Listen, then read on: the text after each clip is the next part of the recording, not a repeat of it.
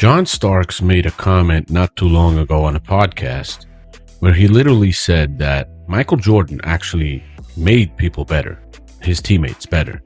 LeBron James never did. LeBron James is literally just a mercenary joining a stacked squad after a stacked squad. Former New York Knicks standout John Starks has taken aim at one of the most common narratives in today's basketball debate.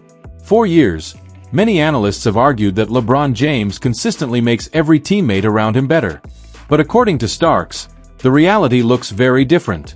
He believes Michael Jordan developed championship-caliber teams through chemistry, leadership, and long-term growth, while LeBron often sought out already talented rosters whenever situations became difficult.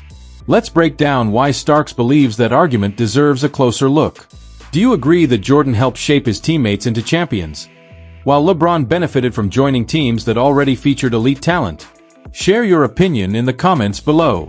His whole statement and comment is about comparing Michael Jordan and LeBron James in a way where a lot of people, LeBron James fans and stuff, and media, are trying to say that LeBron James always makes these players better.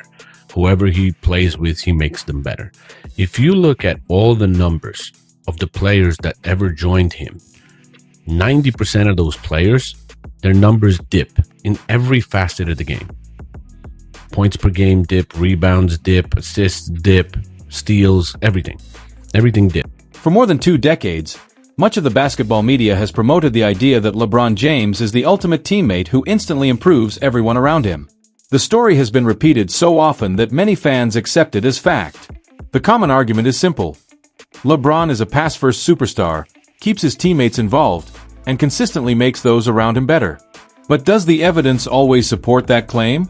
When you move beyond the headlines and look at player production, advanced metrics, and on-court roles, critics argue that many star teammates experience declines in areas such as scoring, rebounding, assists, shot attempts, or overall offensive responsibility while playing alongside LeBron.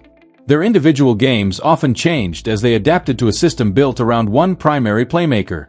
That was the point former New York Knicks star John Starks emphasized during a podcast appearance. Having battled Michael Jordan throughout the intense playoff series of the 1990s, Starks believes he witnessed firsthand what separated Jordan's leadership from everyone else's. As discussed in an article summarizing Starks' comments, he argued that Michael Jordan built championship teams from within instead of seeking already established superstar partnerships. Jordan remained with the franchise that drafted him, developed alongside young teammates, demanded accountability, and helped raise their level over time until they became champions. Starks highlighted players such as Scottie Pippen, Horace Grant, and B.J. Armstrong as examples of teammates who grew throughout their careers while playing beside Jordan. In his view, Jordan helped shape those players into key contributors before complementary pieces were added to complete a championship roster. By contrast, Starks argued that several of LeBron James' championship runs came alongside established all-star talent. He pointed to LeBron teaming up with Dwayne Wade and Chris Bosh in Miami, returning to Cleveland where Kyrie Irving had already emerged as a star, and later joining forces with Anthony Davis in Los Angeles. According to Starks, those situations were fundamentally different from developing a championship core from the ground up. Whether fans agree or disagree, Starks' comments continue to fuel one of basketball's most heated debates. Supporters of Jordan view his career as proof that sustained player development creates lasting champions, while LeBron supporters argue that his leadership, versatility, and playmaking have been just as valuable. The discussion remains one of the most polarizing topics in NBA history. So, and when you look at Michael Jordan, for example, you have Horace Grant as one example coming into the NBA in 87-88, joining Michael Jordan. Michael Jordan builds Horace Grant into what he was before he joined Orlando. Horace Grant came in averaging 7.7 points. Playing with Michael Jordan, he develops into this guy that ends up having, 14 points a game averages, 15 points a game averages, defensive second team, defensive player of the year, 10th in voting, playoff averages for Horace Grant, 13, 11, 10 points a game. He had like 8, 9 rebounds a game and stuff like that. That's one. So Horace Grant improved the most under playing with Michael Jordan. When he went and left Chicago and stopped playing with Michael Jordan, All his stats just kept declining, and that was it. And don't say that he got old, because he left Chicago at 28 years. Now let's look at the evidence often cited in support of John Starks' argument. One of the most frequently mentioned examples is Horace Grant and the way his career developed during the Chicago Bulls championship years. Grant entered the NBA in the 1987-88 season as a talented but inexperienced forward from Clemson. In his rookie year alongside Michael Jordan, he averaged 7.7 points and 5.5 rebounds per game, showing potential but still needing time to develop into a complete player. Over the next several seasons, Grant steadily expanded his game. As the Bulls emerged as a championship contender, he became one of the league's most dependable two-way forwards.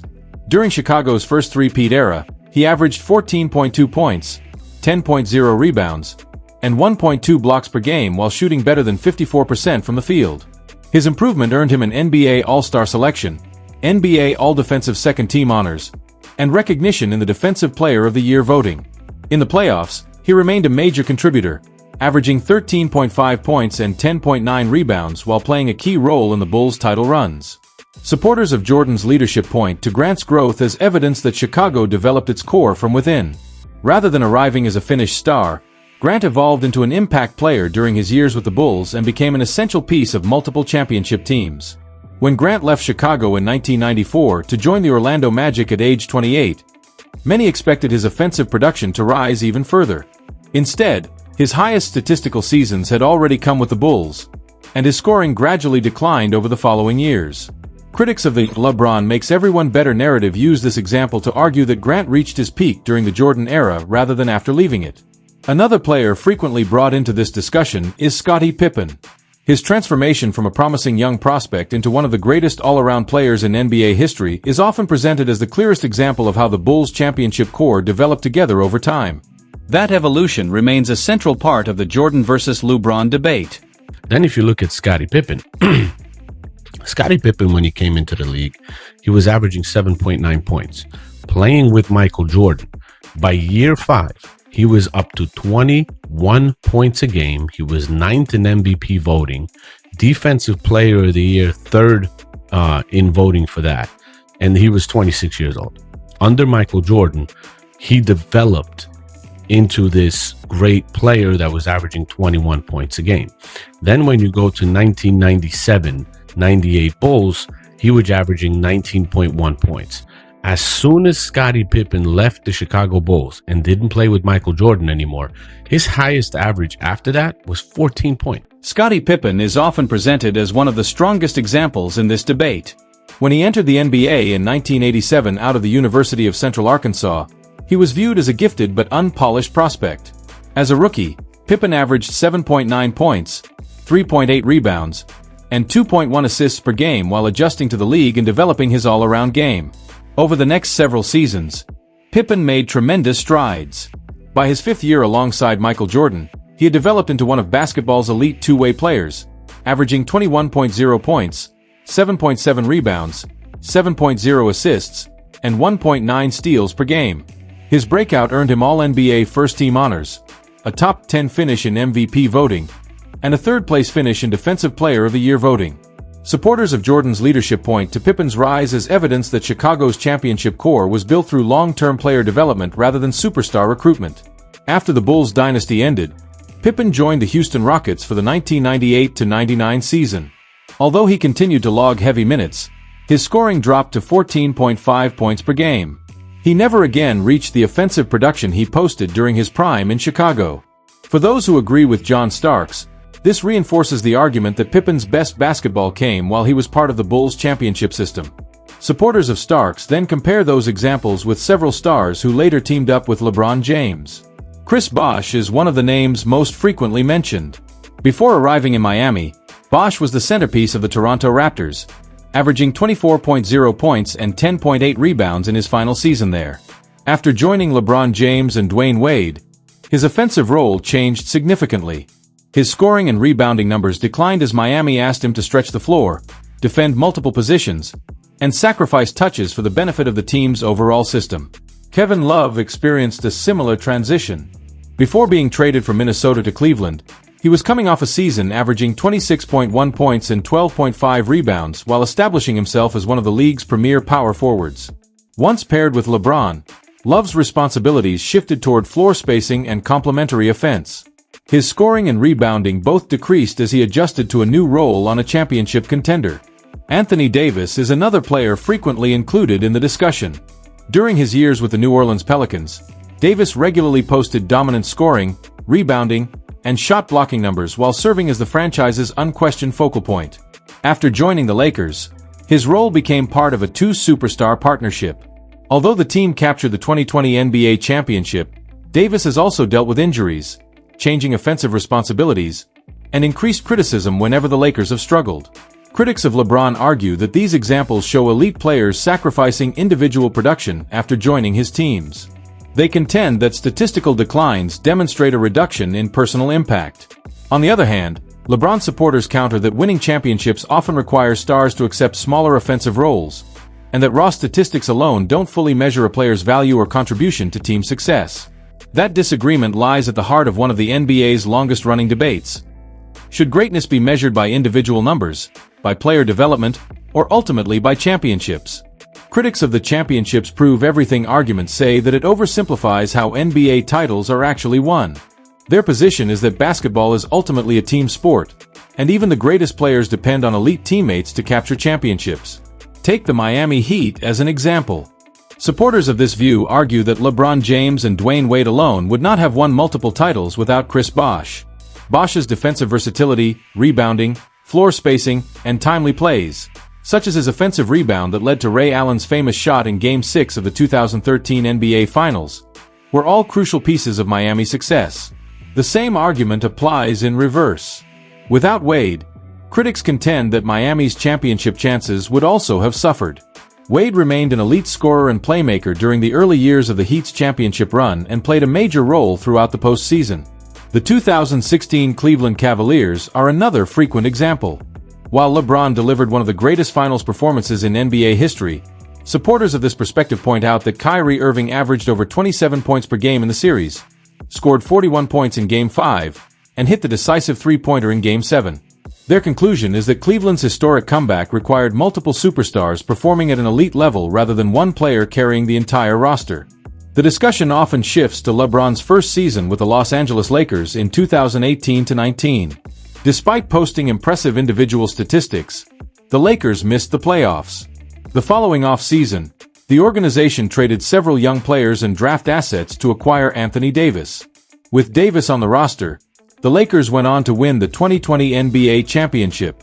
Critics argue that this pattern reflects LeBron's tendency to compete alongside established stars rather than developing a young core over several years.